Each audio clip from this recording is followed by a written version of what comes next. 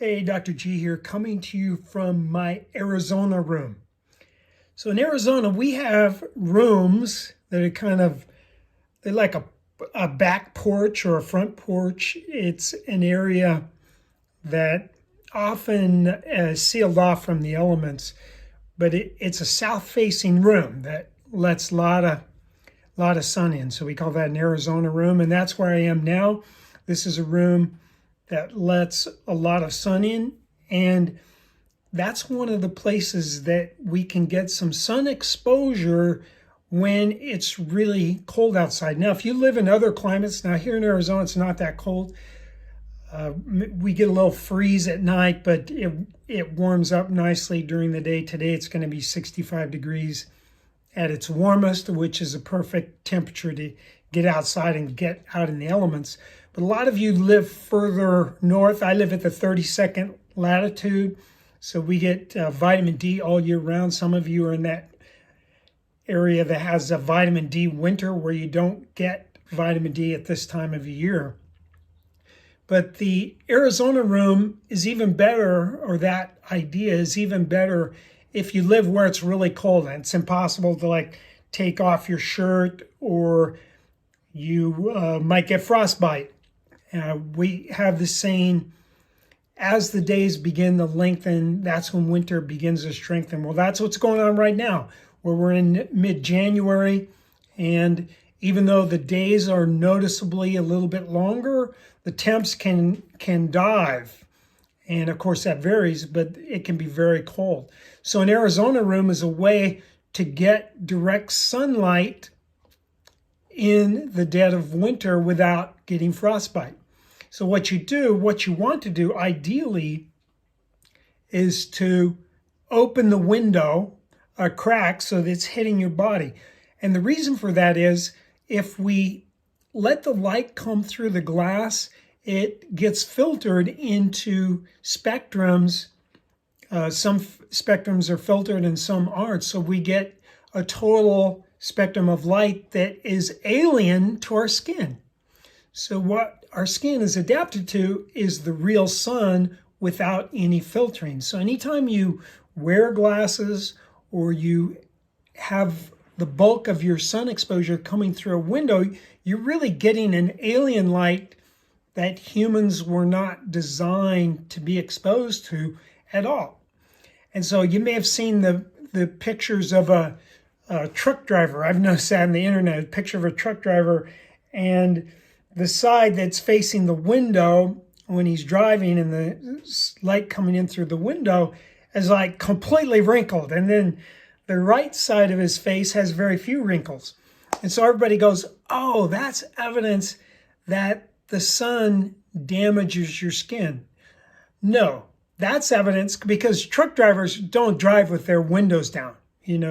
I've seen thousands of truck drivers on the freeway, and I never see a window rolled down. So that light is coming through that windshield, and it's an abnormal light, so it tends to harm the skin, whereas the normal full spectrum of light is much less harmful. Now, yes, you can get a sunburn, and yes, you can get too much sun exposure all at once. We're designed to get gradually stronger sun as winter turns into spring and the days keep getting longer and the sun keeps getting higher in the sky so that the rays are more direct. So we gradually build a solar callus. That's how we naturally do it. So if you break those rules because you're indoors all the time, so you never built your solar callus and then you go out in the sun, yes, you might harm your skin.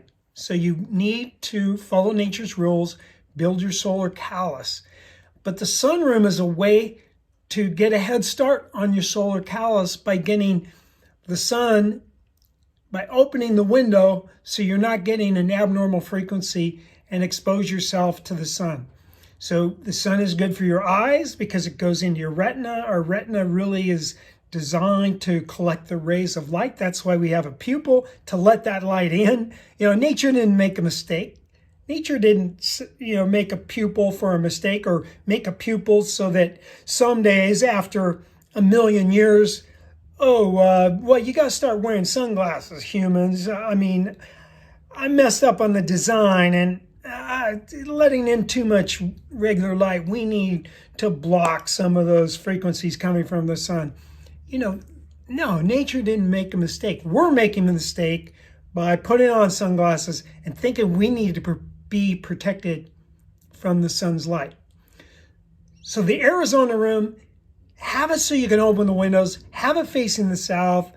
Then you can take off your clothes. I don't take off all my clothes because I live with someone that would not want to see me naked. You know, an older relative living with us of the opposite sex, although same sex might not want to see me naked either. So I wear thin one layer of cotton. Now, believe it or not, a thin one layer of cotton, natural cotton, organic cotton, lets a lot of the sun's rays through. I mean, if you kind of peek underneath your shorts when you're sitting in the sun, you'll see, oh wow, the light's getting through my shorts. Now, if you wear 2 layers or you have a thick layer, it's not going to let so much through. So a thin layer of cotton is best. We also have thin layers of the plastic materials that humans love to wear. All of our sport stuff, you know, everybody wears plastic now. You go to a marathon, they give you a plastic t-shirt. No! Say no to plastic clothes. They're bad for the environment. They're probably not good for your skin. They feel hot when you're hot and they feel cold when you're cold. So get rid of the plastic stuff. Get hemp or cotton or wool. You know, that's what I always try to wear, something natural that will biodegrade back into the planet Earth and not have some plastic materials floating in the environment for dozens, if not hundreds of years before it breaks down. Okay?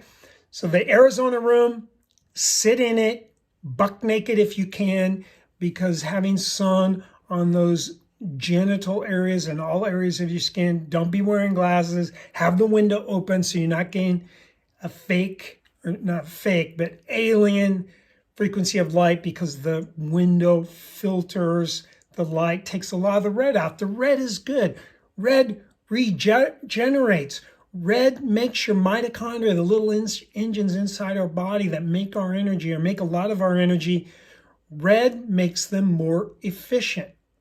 Red charges the batteries that are contained in the water inside our cells. So the water inside our cells structures into a battery from exposure to red light and also from ultraviolet light, which I'm getting right now. It's high noon in Arizona, so I'm getting UVA and UVB.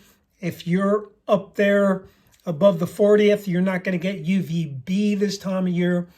So hopefully you built up a lot of UVB in the fall, enough so you can make it through winter. If not, you can get a UVB artificial light. Sperti is a brand that I've recommended a lot. I bought one of those from my mom because my mom lives up north of the 40th parallel. So she needs a little help in the winter time to get some UVB that would normally be missing for several months in the wintertime. So the Arizona room lets you be indoors, but it's like you're outdoors because you got the direct in-person sun exposure coming through, no man-made devices. Okay, so get your sun, get your head start on your sun callus, so as those spring days come, you'll be ready to collect that light. Remember, humans are a mosaic of stardust and starlight. Okay? All right. Take heed. We'll see ya.